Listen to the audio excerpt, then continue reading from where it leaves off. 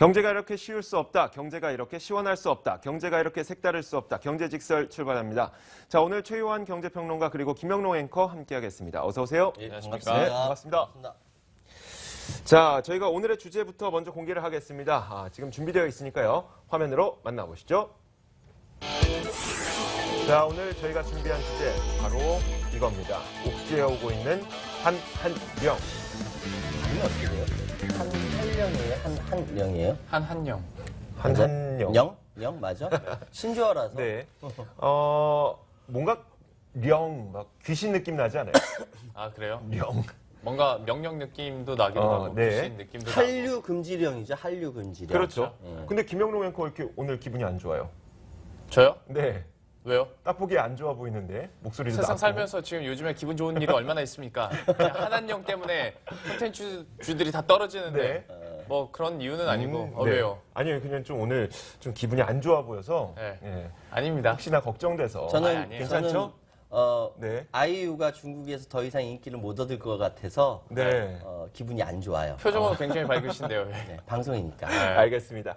자, 일단 얘기부터 한번 해볼게요. 어떤 그 규제가 공식적이든 비공식적이든 나왔다는 얘기인지. 네. 네. 이게 그러니까 이 말이 나오는 거예요. 일파만파. 일파만파. 그러니까 공식적으로 정부에서 나온 건 아닌데 네. 이게 비공식적으로 이제 SNS 상을 통해서 일파만파 퍼지다 보니까 네. 이것들 그대로 이제 방송사에서는 이제 적용을 시키고 있는 양상입니다. 네. 제가 왜 이렇게 갑자기 한한령이 불어닥쳤나 잠깐 소개를 해드리면 네. 지난주였어요. 지난주 금요일 18일에 네. 이제 웨이보 중국판 트위터라고 우리가 하잖아요. 네, 여기에서 한 게시물이 올라옵니다. 네. 아이디가 웨이스 관차성이라는 분인데요. 장수성 방송국 책임자가 한국스타 출연하는 모든 광고 방송을 금지하라는 상부 통지를 받았다. 사태가 긴급하다. 네. 방송사 모두 행동에 들어갔다. 라고 했어요. 네. 여기까지 오다 보니까 이게 트위터다 보니까 막 계속 퍼져 나가지 않습니까? 네네. 그런데 이게 방송사에서도 이거 진짠가? 그래서 적용을 하려고 준비를 하고 있는 거죠. 그리고 언론사에서는 거의 이게 기정사실화된 것처럼 보도를 합니다. 네네. 그러다 보니까 이거 진짠가 본데 해서 일파만파 또 이렇게 커지게 되는 건데요. 네. 좀 이게 계속 이슈화가 되고 실제로 우리나라 같은 경우에도 아무래도 한류 스타들 그리고 기획사들 불똥이 떨어지 않습니까? 네. 그러다 보니 이제 어제 아침에 있었던 중국 외교부 정례 브리핑에서 기자가 묻습니다. 이거 사드 관련해서 경제 보복하는 거 아니냐. 네. 그래서 이렇게 기정사실화된 거 아니냐라고 네. 했더니 외교부 측에서는 이런 한한령에 대해서 들은 바가 없다. 그래요? 예, 얘기를 해놓고 있고요. 중국은 양국의 인문 교류에 대해서 적극적인 태도를 갖고 있다라고 공식적으로 입장을 밝혔는데 네. 그 뒤가 조금 중요합니다. 네. 그 뒤에 양국 간의 인문 교류는 민의의 기초에서 토대가 쌓여진다. 이거 코에 걸면 코걸이, 귀에 걸면 귀걸이 아니에요? 그렇죠. 그런 걸 수도 있고 또 네. 하나가 민의라는 게 네. 그러니까 우리나라 국민의 뜻을 반영해서 네. 너희들과 교류를 더 돈독히 할지 멀리 할지라는 거잖아요. 네. 그런데 뒤이어서 말한 말이 민의 차원에서 이 같은 조치가 취해진 거를 우회적으로 설명하는 말 중에 하나가 네네. 중국인들은 사드 배치에 대해서 반대하고 있다. 그리고 중국 정부에서도 반대 의사를 표명했다. 그런즉 다시 한번 제가 해석을 해드리면 네. 민의는 너희를 싫어해. 그러니까 민의에 기초한 인문 교류도 그만큼 멀어질 수가 있어 라고 해석을 충분히 할 수가 있는 거죠. 그렇죠. 네. 그러다 보니까 이제 한한령이 일어나는 거예요. 이야, 오늘 왜 이렇게 멋있죠? 아유, 원래 멋있으니까. 감사합니다. 우리 알겠습니다. 김용래 그 얘기했으니까 제가 조금만 더 붙일게요. 네네. 저는 진짜 의심스러운 게 네. 방금 얘기했던 연예 블로거 이 위성 관찰자라는 한국말로 하면. 네, 네. 우리나라 말로 위성 관찰자라는 아이디를 쓰는 이 블로거가 의심스러워요. 왜요? 왜냐하면은 이 사람이 어떤 근거에서 중국 장수 TV가 18일부터 한국 연예인 출연하는 새 광고를 내놓지 않는다. 라든지 뭐 방송사의 행동이 들어갔다. 네. 이런 얘기를 했는지 모르지만 이것이 딱 올리고 나니까 그 중국 한차이왕과 통신오락 이게 다 연예 뉴스 그렇죠. 다루는 그 프로그램들인데 네. 여기서 적극적으로 쏟아내는 거예요. 네. 왜 내가 좋아하는 지금 뭐 송혜교가 더 이상 안 나온다든지 네. 아이유가 안 나온다 그러면 중국에 있는 소위 인민들이 되게 슬퍼할 거 아닙니까? 네네. 제일 먼저 예민한 거예요. 어. 그런데 근거가 어디냐 했을 때 이 사람의 위성 관찰자. 그래서 저는 묻고 싶은 거죠. 너 누구냐? 너 누구냐 도대체? 저는 근데 대충 네. 근거는 말씀드릴 수가 있어요. 어떻게 해요? 위성 관찰자가 뭐 누군지는 어떤 의도로 이런 걸 썼는지 직접 듣고 썼는지는 모르겠지만 네. 흘러가는 세태가 이랬다는 거죠. 그렇죠. 그러니까 충분히 이런 말이 나올 수가 있었던 게 뭐 대표적으로 아까 우리 잠깐 얘기를 했었습니다만 태양의 후예 하면서 네. 송중기가 엄청난 인기를 끌었지 않습니까? 네. 중국의 스마트폰 광고 모델까지 발탁이 됐어요. 네, 맞아요. 그런데 이런 한한령 이뤄지면서 그리고 이런 반한류 감정 막 일다 보니까 네. 모델이 바뀌었습니다. 바뀌었어요. 그런데 이게 모델이 바뀐 게 모델 바뀔 수도 있지라고 네. 할 수 있는 건데 네. 이 폰이 한때 송중기 폰이라고 아예 그렇죠. 불렸던 폰입니다. 네. 맞아요. 그런데 송중기 그 메인 모델을 바꾼다는 것은 이거는 지금까지 했던 마케팅 다 그냥 허투루 돌아가도 되니까 그렇죠. 광고 뭐 모델 바꿔라고 한 거고요. 그리고 광고 모델을 발탁할 때는 계약금조로 꽤 큰 돈이 그렇죠, 가기 그렇죠. 때문에 기간이 분명히 있었을 네, 텐데. 그 기간 동안 중간에 계약을 파기하게 될 경우에는 그 돈을 돌려받지 못함에도 불구하고 한 거죠. 네, 그렇게 했다는 것은 뭔가 있다. 큰 힘이 네. 작용했을 수도 있다라는 네. 거고 또 하나가 이제 아빠 어디가 중국판 네. 네, 아빠 어디가에서 황치열 씨가 출연을 했었대요. 네. 그런데 이 부분이 통편집 당합니다. 그렇습니다. 예, 그렇기도 하고 그리고 이제 한중 합작 드라마 상해 천사 천년이 2라는 네. 드라마가 있네요. 네. 여기 탤런트 유인나가 유인나가. 출연을 하는데 네. 역시 삭제된 채로 방영이 되다 보니까 이야.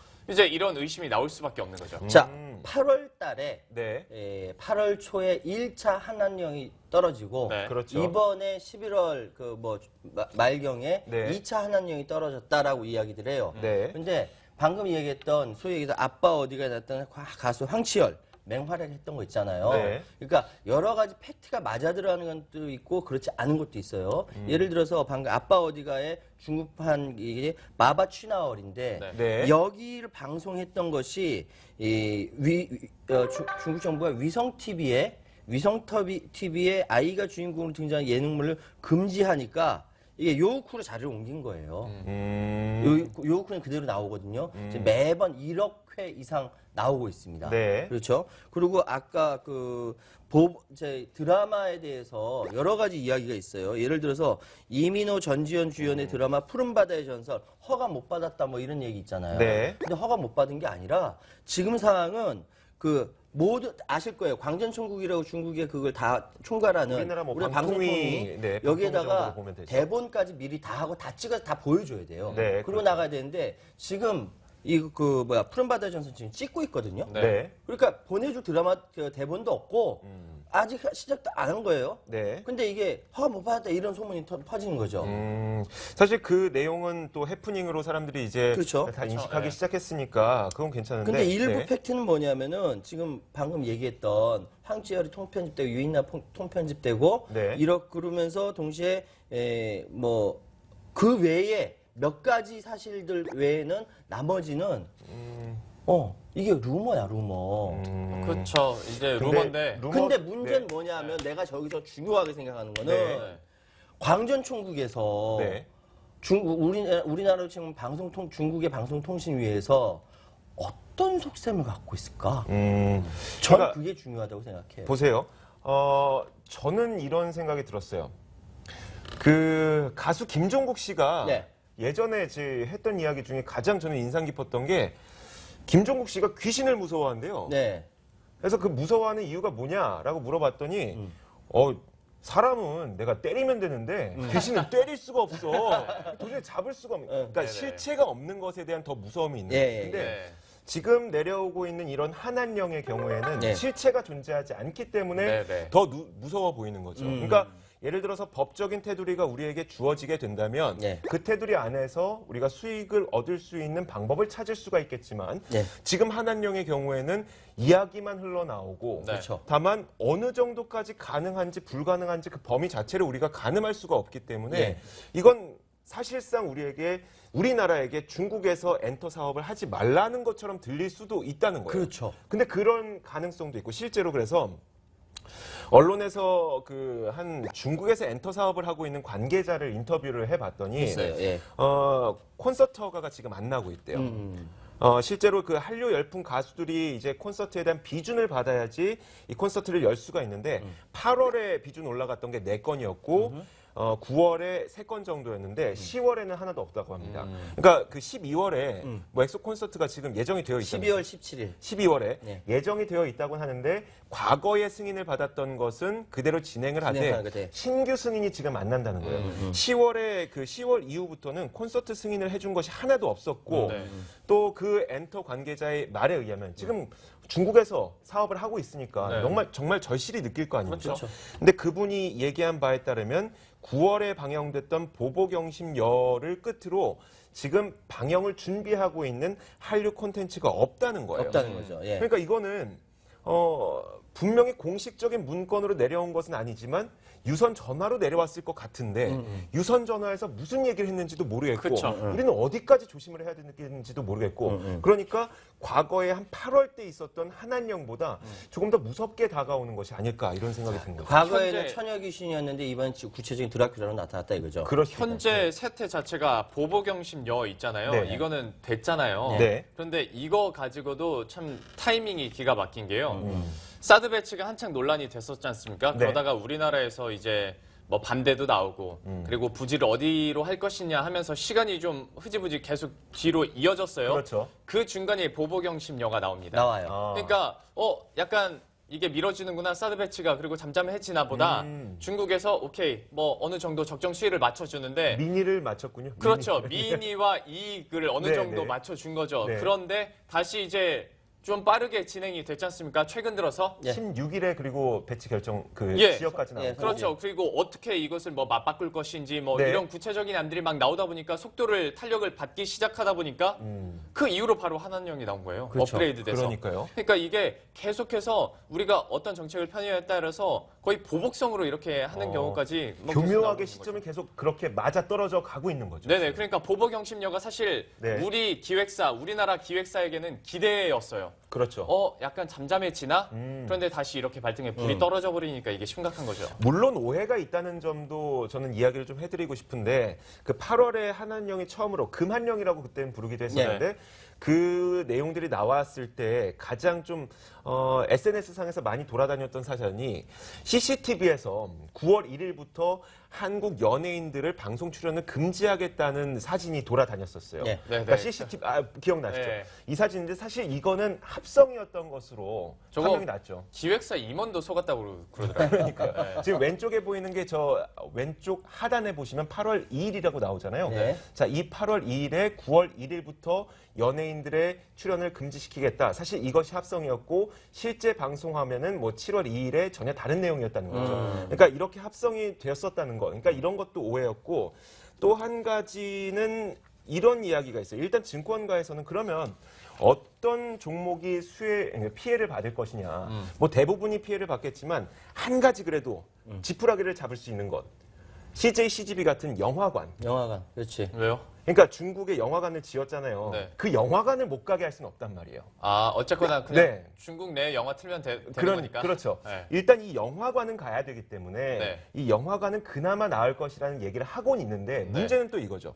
사실 중국에서 이 영화 사업을 더 번창시키기 위해서는 네. 새로운 영화관을 또 지어야 되지만 네. 거기에서 나오는 승인 단계에서 네. 어떤 장애물이 생길 것인가 이것도 사실 모르는 거고. 그리고 CJ ENM이 뭐 영화관만 하는 게 아니라 배급과 제작도 그렇죠. 다 맡고 있잖아요. 네. 그렇죠. 이거 너무 위로 차원에서 이렇게 하지 않나라는 생각이 좀 그러니까 네. 우리가 지금 이야기하고 있는 모든 것들은 어떤 정식적인 상황에서 결정난 것에 대해서 우리가 얘기하는 게 아니라 그렇죠. 대략적으로 벌어지는 상황에 대해서 우리가 바라보는 관점을 우리가 생각하는 관점으로 추측하고 거기에 대해서 상황을 꿰맞추는 거 아니냐. 저는 그런 생각이 들거든요. 네.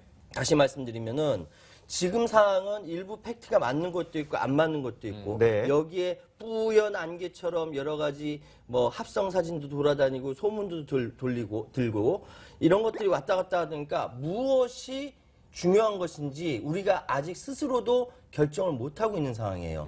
이 상황에서 주식시장은 계속 출렁거리고 엔터주 떨어지고 화장품주 떨어지고 이런 네. 거죠. 네. 그렇다면은 우리는 여기서 가장 먼저 생각해야 될 것은 그렇다면은 중국 그 소위에서 정책 결정자는 도대체 무슨 속셈을 갖고 있을까? 무슨 생각을 하고 있을까? 네. 이것이 가장 중요한 거 아니겠습니까? 혹시 거기에 대해서 그럼 준비를 하신 거예요? 저는 그래서 거기에 대해서 한번 말씀을 네, 드리려고 네. 합니다. 자, 사실은 이 한한령이라는 것이 등장하기 이전에 네. 두 가지의 중요한 광전 그 총국의 통지문이 있었어요. 네. 일단 아까 잠깐 나왔었는데 6월 19일 날 광전 총국 통지문이 우리가 이거 많이 봤던 거예요. 네. 해외에서 그러니까 우리나라죠, 보통. 수입된 프로그램 방영 할 수 없다부터 시작해서 거기 외국 인력 포함됐을 때 해외 거랑 똑같다라든지 네. 뭐 이런 광전총국이 소위 한국의 드라마라든지 영화라든지 이런 것들 들어오는 거에 대해서 규제하는 내용입니다.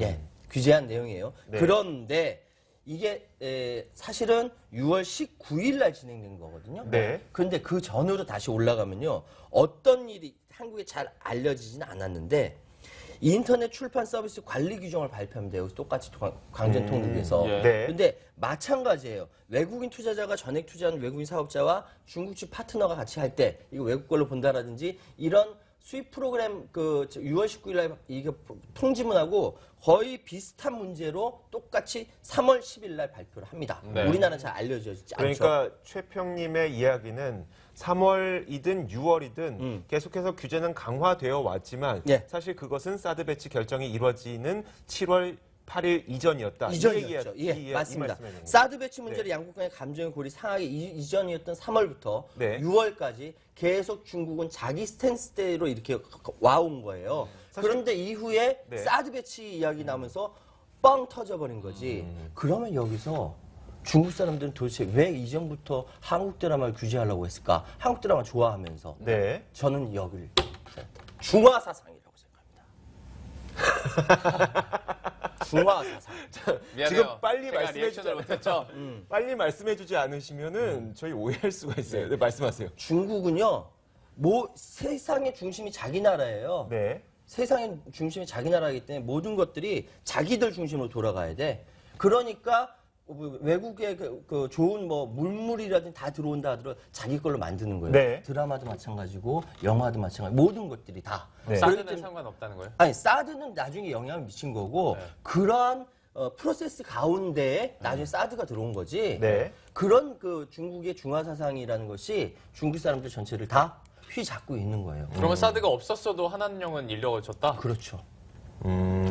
사드가 없었어도 네. 한한령 비슷하게라도 이루어졌을 네. 거다라고 저는 생각을 해요. 개인적인 의견이신 거죠? 뭐 이건 제 개인적인 의견이지만 네. 저는 이게 맞다고 생각해요. 우리 그 자막 하나 꼭 마련해야 되겠네요. 네. 최평님의 개인적인 개인적인 의견 이거 의견. 꼭 마련해야 네, 되겠네요. 그런 거 하나 해야겠어요. 근데 예, 근데 반박하십시오. 틀린 말은 아니에요. 네. 사실 더 붙이자면은 네. 올해 초에는 또 화장품에 대한 규제를 또 하기도 했었고 네. 사실 이거는 그리고 그 작년에는 또 유아용품에 대한 규제를 또 하기도 했었고 네. 특히 이제 우리 입장에서는 유아용품, 화장품 또 콘텐츠 이런 것 중국에 굉장히 많이 수출을 하기 때문에 우리에 대한 보복성이라고 생각을 하긴 하는데 네. 저는 보복성이 맞다고 생각을 해요. 네. 이게 사드가 됐든 아니었든 보복성은 맞다고 생각해요. 왜 그전부터 그러면 그 규제가 사드 이전에도 있었느냐. 우리나라가 중국을 대상으로 수출을 너무 잘하니까.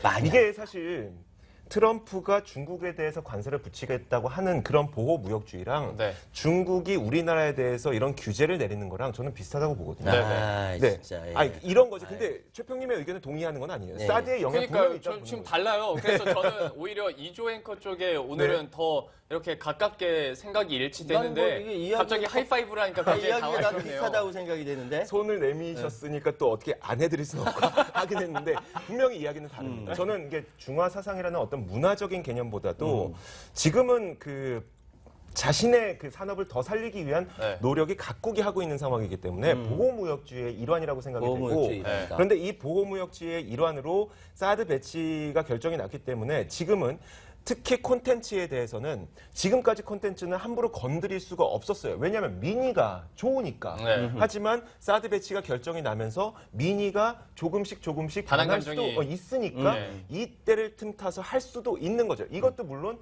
개인적인 추정일 뿐입니다만 더 합리적인 논리를 세워봤을 때 이게 가능하다는 거죠. 저희가 생각할 때. 그러니까 저도 약간 이조 앵커 이런 생각이나 네. 이런 논리에 조금 더 저도 가깝다고 생각하는 게 네. 중화 사상 분명히 그럴 수 있어요. 그리고 그게 영향을 아예 안 끼친다고 볼 수는 없는데 그렇죠. 지금 이 자리에서 우리가 중화 사상을 얘기를 하면 네. 이것과 제가 생각을 해봤는데 물론 100% 맞는 비유는 아니겠습니다만은 네. 우리나라 사람들이 단타 좋아하는 이유 뭐 민족성 때문이야 막 여기까지 이렇게 갈 수가 있는 거예요. 사대주의로 가게 돼요. 네, 막 맞아요. 그렇게 네. 가다 보면 중화 사상이 어찌 보면 좀 뜬구름 잡는 생각일 수도 있겠다라는 좀 생각이 들어서 네. 그 네. 중국이 자본주의 국가인가요? 사회주의 국가인가요? 사회주의 국가죠. 사회주의 국가죠. 근데 반쯤은 자본주의가 된 그렇죠. 사회주의 국가를 개방형 표방한 개방형 사회주의라고 저희는 개방은 얘기하죠. 북한과는 전혀 다르죠. 네. 네. 근데 그럼에도 불구하고 중국이 지금까지 계속적으로 발전해오고 전 세계에 영향을 미칠 수 있는 것은 중국이 갖고 있는 그 잠재력 네. 이런 것들 때문이라고 저는 생각을 하고요. 여기까지 저도 동의. 예. 네. 그렇다고 한다면은 중국 지도부 내지 중국 사람들은 어떤 생각을 할 것인가 하고 있나. 네. 소위 해서 자신들의 나라에 물밀듯이 들어오는 저 아름다운 네. 아름다운 드라마와 영화, 음악과 이런 것들을 보면서 어떤 생각을 할까라고 했을 때 전 그래서 끄집어낸 개념이 중화사상이고 네. 그 배경으로 그 뭐 방금 시스템으로 이루어지는 보호무역주의라든지 신고립주의 뭐 미국에서 이미 벌어진다라고 하는 TPP 그 탈퇴한다잖아요. 네. 이런 것들이 시스템으로 결합되어 있다라는 차원에서 저는 아까 하이파이브 한 거예요. 네. 제가 일단, 여기서 네. 중화사상만 우와 이건 아니라는 거지. 하긴 또 생각을 해보면 이 중화 사상이라는 것이 뭐 저희가 이것에 대해서 지금 논의하면 안 우리 돼요. 그거 그만 얘기하면 안 돼요. 이것에 대해서는 논의는 하지 말기로 하고요. 자 일단 그 저희가 알려드리고 싶은 내용은 어느 정도 다 알려드린 것 같아요. 근데 지금까지 드러난 내용은. 혹시 결론도 뭐 비슷한 맥락인가요? 아니요, 그 결론은 이제 우리나라 속담 가져왔는데요. 아, 그래요? 자 그러면 먼저 결론을 좀 내려주실까요? 지금 상황에 대해서 중국에 있는 현지에서 네. 어떤 이야기가 나오냐면은 이 방침, 이 방금 한한령 네. 방침에 네. 대해서 정부에 의한 지나친 언론 탄압이고 창의성을 그 전제로 제작되어 콘텐츠가 광전총구의 지도하에 제작되는 것 오히려 자신들의 산업발 콘텐츠 발전에 네. 저해가 되는 것이다. 네. 뭐 이런 식으로도 이야기가 나오고 있습니다. 네, 물론 그럼요. 중국 정부의 비판적인 목소리가 나오는 거죠. 그렇죠. 노골적이지 않지만. 네. 그래서 이런 것들을 보면서 이 상황이 지금 상황이 네. 염려는 해야겠지만 네. 너무 중국 언론과 한국 언론이 호들갑을 떤 건 아니냐라는 생각이 들어서 네. 최소한의 직설은요. 자라, 소뚜껑 그리고 중국입니다. 알겠습니다. 예. 네. 자, 이어서 김영로 앵커도 마무리 한마디 해주시죠. 저도 약간 그 부분은 비슷한 것 같습니다. 네. 자라보고 놀란 것은 소뚜껑 보고도 놀란다고 네. 얘기를 하는데, 근데 이렇게 왜 우리가 놀랐을까? 그리고 왜 이런 조치들이 계속, 그리고 이게 공식적이든 비공식적이든 얘기가 나올까 하다 보니까 제 결론직설은 네 탓을 하리오라고 해봤습니다. 우리가 중국 관광객 중요하다고 유통업계에서는 중국만 오매불망 바라보고 있는데 네네. 사실 중국 입장에서 봤을 때는 우리가 이렇게 좋게 보이지는 않을 거예요. 네. 그러다 보니까 이게 정책은 이렇게 가고 있고 유통업계에서는 또 우는 소리 하고 있으면 과연 이게 어디서부터 또 잘못되고 누구 탓을 해야 되나 우리가 중국 탓만 한다고 이게 될까라는 생각도 좀 조심스럽게 들더라고요. 네 탓을 해봐야 해결책은 나오지 않는다는 그런 이야기를 하고 싶으신 거죠. 예, 그것도 그렇고 과연 그 뉘가 주체가 중국이냐 아니면 우리나라 자체냐 우리나라냐. 스스로냐에 대해서도 한번 김영령이냐? 네. 예, 생각을 해봐야 된다는 알겠습니다. 저는 글자 제가 준비한 결론부터 좀 공개를 해드릴게요. 제가 준비한 결론은 죽지 않습니다. 죽지 않아. 그런데 이 죽지 않아가 중국 관련 기업들이 죽지 않는다는 이야기는 사실 아니에요. 뭐냐면 트럼프가 이 중국에 대한 강력한 제재를 한다고 해도 쉽지 않을 것이라고 우리가 판단했던 근거는 사실 중국에서 만들어낸 생필품이 없다면 생활 자체가 힘들어지기 때문이었어요. 그렇죠. 그런데 영화, 드라마, 화장품 그리고 뭐 여행, 카지노 이런 것들이 지금 우리에게 가장 큰 타격으로 다가오지 않습니까? 네. 사실 이거 안 한다고 죽지 않습니다. 대체품이 반드시 나올 수밖에 없어요. 그러면 이런 규제가 우리나라에 들어오게 됐을 때에는 우리나라 산업에는 정말 크게 피해가 다가올 수도 있다는 거예요. 그리고 그 피해가 얼만큼 커질지도 모른다는 거고 지금 상황에서는요. 네. 저는 그래서 오늘의 결론을 죽지 않아라고 한번 준비를 해봤습니다.